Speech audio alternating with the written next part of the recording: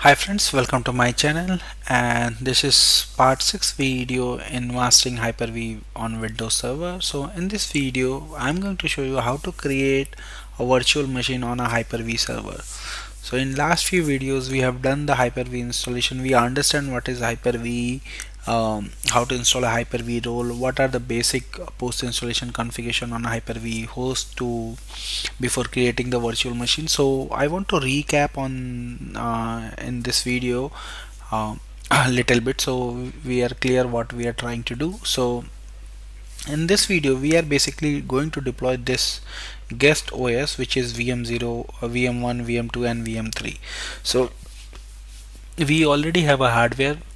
On top of that hardware, basically this is a scenario of production infrastructure which you can deploy in your organization or production infrastructure. So you got a hardware, let's say this is Dell server, HP server, Lenovo server, any physical server. On top of that you install a operating system and you have enabled the Hyper-V role on that server. So now your server become a Hyper-V host. So on that Hyper-V host you want to create a multiple virtual machine to run different application as per your requirement. So this is the basic idea. So we have already done the installation and configuration. So if you see here, I'll show you first my lab environment. So basically we are going to create a virtual machine which will run Windows Server 2022 on the Hyper-V host 1. So if you see, this is our demo environment which I'm going to use in this video. So I got my two domain controllers and two Hyper-V hosts. So if I show you my these are the same domain controller and Hyper-V host which we have used in our last video. So if I go ahead and show you, this is my DC01 and this is my DC02, and I got my Hyper-V host 1 and Hyper-V host 2. So these servers are ready, and this is the same server which we configured in last video. So if I go on a Hyper-V manager, you will see here the Hyper-V settings, and you will also see the virtual machine setting which we created in last virtual switch setting which we created in last video. So we are good, and now to create a virtual machine we're going to create a virtual machine with this name VM01. So first thing, I'll go ahead and create a new. So multiple ways to create a virtual machine. You can directly come here and from action you can create a virtual machine, and also this will bring you the wizard basically for a new virtual machine creation. And also you can go here and create a new virtual machine, or you can right click on the Hyper-V host and click on virtual machine. So everything going to bring you on same page, which is this one, what a new virtual machine wizard. So this is what it says. This wizard help you to create a virtual machine, which we are targeting to do in this video. So if I go and click next, so the very first thing is it's asking about the VM name. So what is going to be a VM name? So in our case this is going to be a VM01. So in last video we have configured this path as a default path to store a virtual machine, and if you want to change it due to any reason you can always change it. So we don't want to make necessary changes every time, so that's why we created this path, and this is good. Let's go ahead and click next. And generation, which generation you are going to create this machine. So if you see, most probably you will prefer a generation 2 which has UEFI based firmware and requires support for 64 bit of operating system. If you have something which is not supported on generation 2, you can go ahead and create generation 1, but I would recommend always go and create a generation 2 virtual machine only if your operating system and your requirement is going to be work for that. So I'm going to select generation 2 and click next, and this is how much memory you want to allocate. So for me I'm going to assign something about 8 gig. So you need to mention this in MB, what is the startup memory size. So click next. So whatever startup memory size you are going to give, it is going to be allocated to your virtual machine. and connection. So I got one virtual switch which we created in last video. That's all, and click next. Now it's going to tell you to create a virtual hard disk. So if you have existing hard disk, you can definitely add attach hard disk later, and this is a brand new machine, so I'm going to create a new virtual hard disk, and this is the default location where we are going to store the hard drive. I'm going to bring the size to 61 gig, or you can call it 51 gig, so it will be going to be around 50 gig, and click next. So now this is going to ask you install operating system later, install bootable image. So I have an image which I can go and select here. So this is the first option I'm going to select, and install operating system now from the this image, ISO image, and click next, and just click on finish. So post creation virtual machine, few things which needs to be done. So if you right click on virtual machine, I recommend go ahead and click on setting, and you will see here the boot from DVD is selected. If you have selected if you have selected not install operating system right now, then it's going to be a network drive. So what I'm going to do here, I'll move this hard drive up, and so I don't want to move from a boot machine from network drive, network adapter, so I bring it to last, and first it will boot from CD drive and then go to hard drive. This is good. And now I'll go here, and this is my memory configuration. I'll come to these things in later on. So this is my processor. So by default it's going to create a single processor, so you can increase it as per your requirement. So I'm going to give it 2 CPUs. Let's give 4 CPU, and then it's going to tell you the other configuration. These are the hard drives, and this is your basically a ISO image and network switch. This is all. Click apply. Okay, now what I'm going to do, I'm going to click on connect, and just go ahead and start the machine. So it will show you to boot from CD drive most probably. So wait for the connection. So if I go you and show this thing, you will see here the current memory utilization approx 10 gig. So I want to show you one thing. Just go ahead and power off. So basically turn off. So you will see here the memory utilization is came to approx 2 gig. So whenever I'm going to start this machine, it's going to reserve that memory which you have configured here. So it does not matter how much memory is consumption is inside your virtual machine, but whatever you have configured here, it's going to be instantly allocated for the virtual machine to boot. So this is how it is. So I'm going to start now.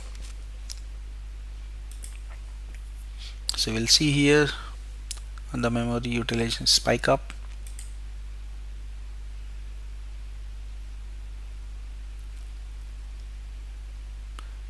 And now I'm going to boot from CD.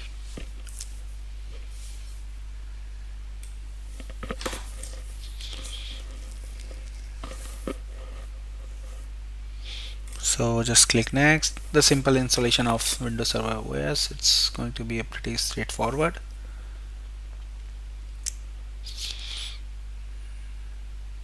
So standard data desktop experience, and then accept, custom, next. So I'll stop the recording here. Once the installation is done, I'll review. I will resume from there. So it's going to take few minutes, 2-3 minutes. So I'll pause the recording here. So now the installation is done. I'll go ahead and configure my password for login. So almost done. Let's log into this server virtual machine.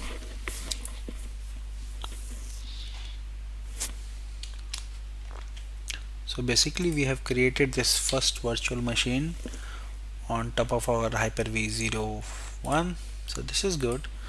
So now let's join this machine, configure the IP address, rename the host, and join this machine in domain to make sure our virtual machine is able to communicate to domain controller and outside the uh, physical host. So this is good. Now I'll go ahead and rename this to VM01. Okay, and I'll configure the time zone as per my domain controller and my infrastructure. So this is good. Now I'll go ahead and change the IP address of this virtual machine. So properties, I'll go ahead disable IPv6, IPv4 I want to configure 192 oops 192.168.0.201, let's say, and all I'll go ahead and configure 131.0.1 and 0.101 my primary domain controller and 102 for my secondary domain controller, and I'll go ahead and add my router IP address also to make sure it get the internet routing also. So this is good. And now what I'll go ahead and do, I'll reboot this virtual machine and then we'll try to join this machine in domain.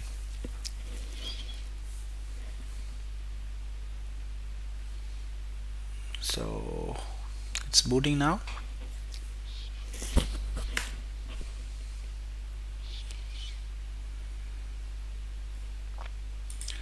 This is good. Now